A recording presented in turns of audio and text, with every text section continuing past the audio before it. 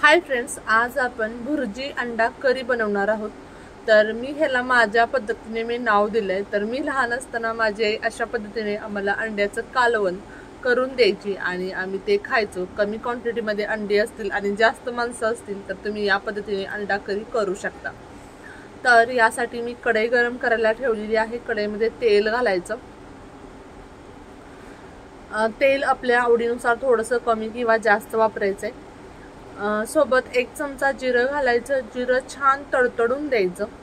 जिरं छान तडतडलं की त्यामध्ये 1 किंवा 2 तमालपत्र घालायची आणि तमालपत्राचा सुवास त्या तेलामध्ये उतरला की मग आपण त्यामध्ये मध्यम आकाराचे 2 बारीक चिरलेले कांदे घालायचे। तर ही जी अंडा करी आहे ती फार कमी मसाल्यामध्ये होते, सोबतच खायला बरं का खूप टेस्टी लागते आणि माझ्या लहानपणाची ही खूप अशी जवळची आठवण आहे। आता कांदा परतत आला की त्यामध्ये आपण एक मोठ्या आकाराचं बारीक चिरलेलं टोमॅटो घालायचं आणि टोमॅटो कांदा व्यवस्थित आपण परतून घ्यायचा। आता मी यामध्ये मीठ घातले जेणेकरून काय होईल की आपला कांदा पटकन परतला जाईल। टोमॅटो आहे ते जे मेल्ट होईल तेलामध्ये व्यवस्थित आणि ही प्रोसेस आपल्याला झटपट होईल।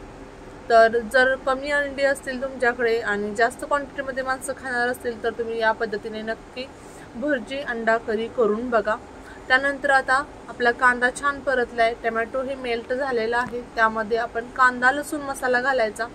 त्यानंतर 1 चमचा मटन मसाला किंवा चिकन मसाला जो तुमच्याकडे अवेलेबल असेल तो घालायचा आणि सर्व व्यवस्थित मिक्स करून घ्यायचं। आपल्या मसाल्याला छान असं तेल सुटलेलं आहे, तुम्ही बघू शकता। आता आपण त्यामध्ये थोडंसं बेसन पीठ घातले, कारण हे आपण भुर्जी पासून अंडा करी करतोय तर त्यातला जो रस्सा आहे त्याला एकसारखं एकसंतपणा पाहिजे। पाणी कांदा भुर्जी वेगवेगळी नाही झाली पाहिजे, म्हणून त्यामध्ये मी अगदी थोडंसं बेसन पीठ घातले 1 चमचाभर। त्यानंतर जी आपली अंडी आहेत ती फोडून घ्यायची। तर मी ही 4 लोकांसाठी अंडा करी करते। यामध्ये फार कमी मसाले आहेत। तुम्हाला अगदी हलकं फुलकं काय खायचं असेल, सोबत आता उन्हाळा आहे तर एकसारखी तुम्ही अंडा भुर्जी खाऊन वैतागला असाल तर या पद्धतीने तुम्ही अंडा भुर्जी करी करू शकता। भाकरी सोबत अमेझिंग लागते। आता ही भुर्जी आपण तयार करून घ्यायची आधी व्यवस्थित आणि मग त्यानंतर आपण पुढची प्रोसेस करायची आहे।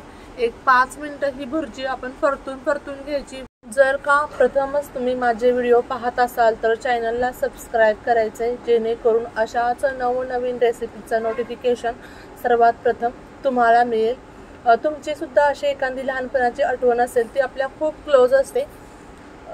त्यातलाच ह्या भाजीचा प्रकार आहे की मी लहान असताना खूप वेळा अशा प्रकारे भाजी आमची आई करायची आणि आम्हाला द्यायची। आता आपण 5 मिनिटं अंडा परतल्यानंतर त्यामध्ये गरम पाणी घालायचं आणि छान एक अशी उकळी काढून घ्यायची आणि त्यानंतर आपण 5 ते 6 मिनिटं मंद गॅसवरती ही भाजी व्यवस्थित शिजवून घ्यायची। आता मी चवीपुरते यामध्ये मीठ घातले। आधी सुद्धा मी थोडंसं मीठ यामध्ये घातलेलं होतं, त्यामुळे काळजीपूर्वक मीठ घालायचं आहे। जर बऱ्याच वेळेला आपल्या भाजीमध्ये मीठ जास्त होतं तर मीठ जास्त झाल्यानंतर आपण त्यामध्ये जर 1 बटाटा कट करून टाकला आणि 1 उकळी काढून घेतली तर त्यातलं मिठाचं प्रमाण कमी होतं। आता याला छान अशी एक उकळी आलेली आहे। आता गॅसची फ्लेम मी लो करते आणि 5 ते 6 मिनिटं आपण ही भाजी शिजवून घेऊयात आधी।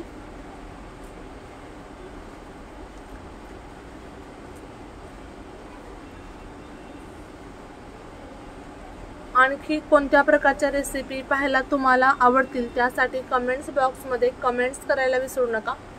आता 5-1 मिनिटानंतर आपली ही भाजी तयार झालेली आहे। वरून थोडीशी कोथिंबीर भुरभुरली मी आणि आपली ही अंडा भुर्जी करी तयार झालेली आहे। आता आपण एका प्लेटमध्ये काढून घेऊ। पुन्हा भेटू अशाच नवनवीन आणि जायकेदार रेसिपी सोबत। तोपर्यंत बाय बाय।